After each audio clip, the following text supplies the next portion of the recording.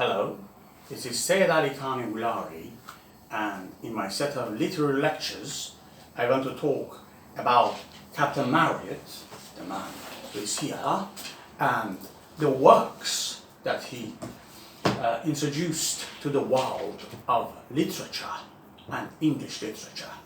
Captain Frederick Marryat was a Victorian novelist and a Victorian seaman, and he served the Royal Navy during the pre-Victorian and Victorian era, but mostly during the pre-Victorian era.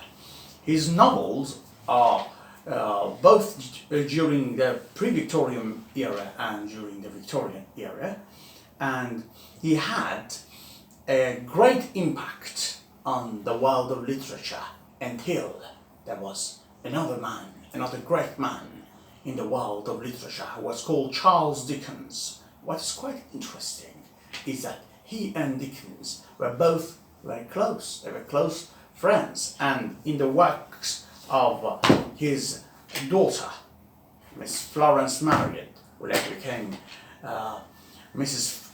Ross Church, a book talks about Captain Marryat's shooting adventures with Charles Dickens. They went shooting and they shot ducklings and some other birds together. So today there is a question: who was Captain Marryat, and what did he do for the world of English literature? This is a hard question. It is a question like saying, let us talk about the mechanism of the clock of the Victorian period. Today you have digital watches and digital clocks. We live in the world of digital adventures and digital rivalry. It is really hard to get back to the Victorian period and talk about the man who contributed to the world of literature.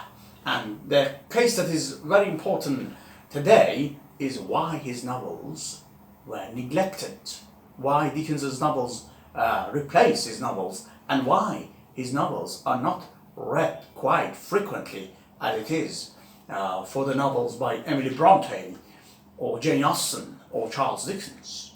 The biographies written for him, and one of the biographies is written by his daughter, Miss Florence Marryat, as I referred to it before. The other one is by Christopher Lloyd, and the other one is by David Hannay, and this one by Parascondola. Louis John Parascondola wrote a biography on him.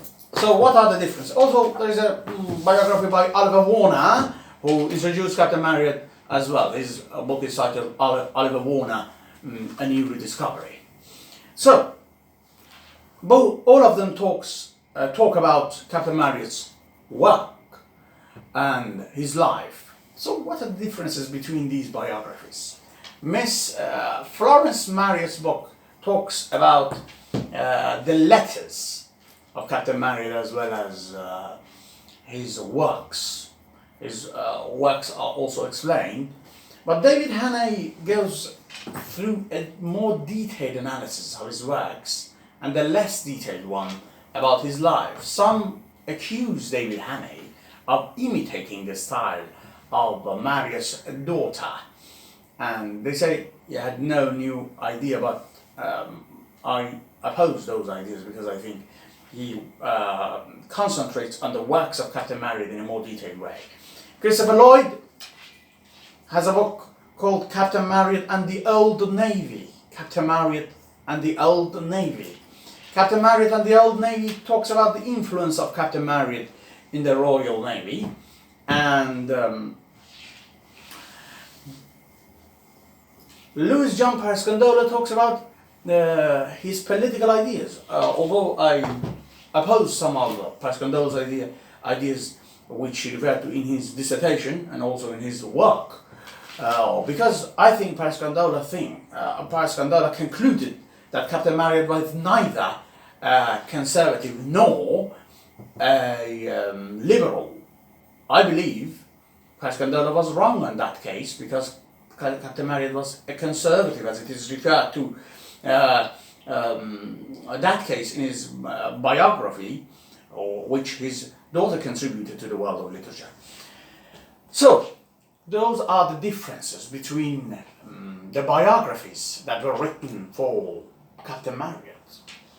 But the real question is here: who was Captain Marryat? To give you a short biography of his life, I have to say his father was a member of the Conservative Party and an MP, Member of Parliament, and he served in the borough of Sandwich.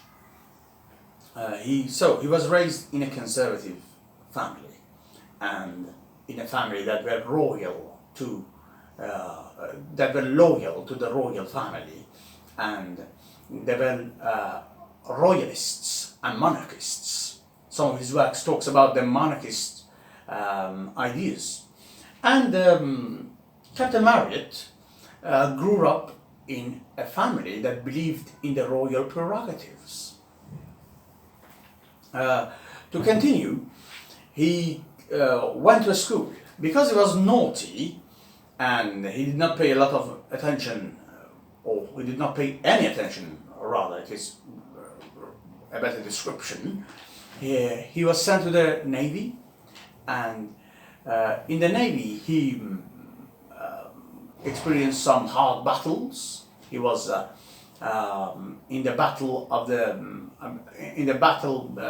between Great Britain and the United States, the sea battles. He was in the French battles, and what is really interesting is that he was a prison guard for Napoleon, and he drew the Napoleon's deathbed. This is really interesting, and he sent the dispatches of Napoleon's death to the British Crown. He served the Duke of Sussex, who was the King's brother, and King William IV. He attended many meetings that were with King William IV, but because of his criticism of the impressment, or as it was called in the Royal Navy by the press gang, he was dismissed by the king from the honours list, and because of that he criticized the king in many of his works, and in the privateersman he gets to the conclusion that although he was rejected by the king, he should be a monarchist despite that fact.